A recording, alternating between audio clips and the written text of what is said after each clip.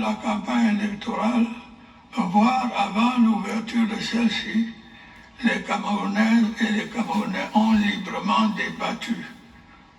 Ils ont souvent avec passion, mais toujours de manière pacifique et responsable, confronté leurs idées, leurs programmes et leurs ambitions. Le scrutin lui-même, entièrement financé par le budget de l'État, a été organisé et s'est déroulé de manière satisfaisante de l'avis même des observateurs internationaux. Je voudrais à cet égard féliciter chaleureusement l'organe en charge des élections.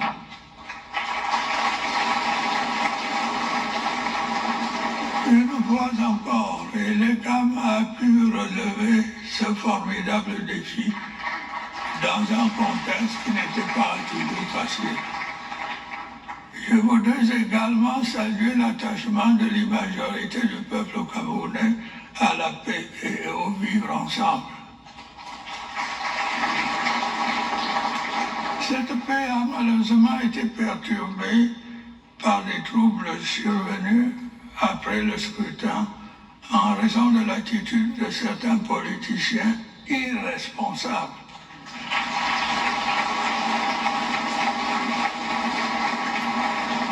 Dans diverses localités, des scènes de pillage et de vandalisme d'une violence inouïe ont été observées. Il en a résulté des incendies, des destructions de biens publics et privés, des attaques contre les forces de l'ordre et des pertes en vie humaine.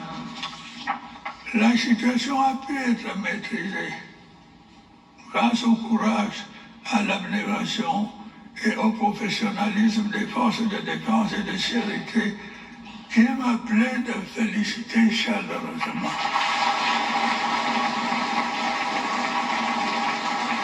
J'adresse mes sincères condoléances aux familles des victimes et mes souhaits de bon rétablissement aux blessés. J'en appelle au sens des responsabilités des uns et des autres. Et je m'adresse à tous ceux qui s'emploient à attiser la haine et la violence dans notre pays, notamment à certains de nos compatriotes de la diaspora. Le Cameroun n'a pas besoin d'une crise post-électorale dont les conséquences pourraient être dramatiques, comme cela s'est vu sur d'autres cieux. Mes chers compatriotes, il est de ma responsabilité de veiller à ce que l'ordre soit maintenu. Je puis vous l'assurer, l'ordre régnera.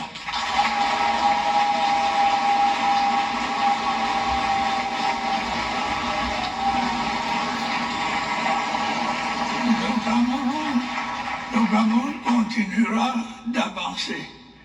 Vive la République, vive le Cameroun.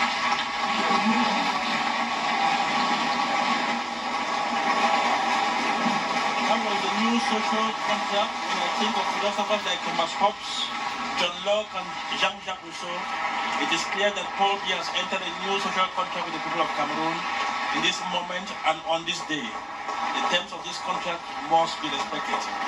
This social contract is closest to that of Jean-Jacques Rousseau, where individuals submit to the collective will for freedom and equality. The sovereign of the people and the government is an agent of the sovereign. One message: law and order will prevail in this country.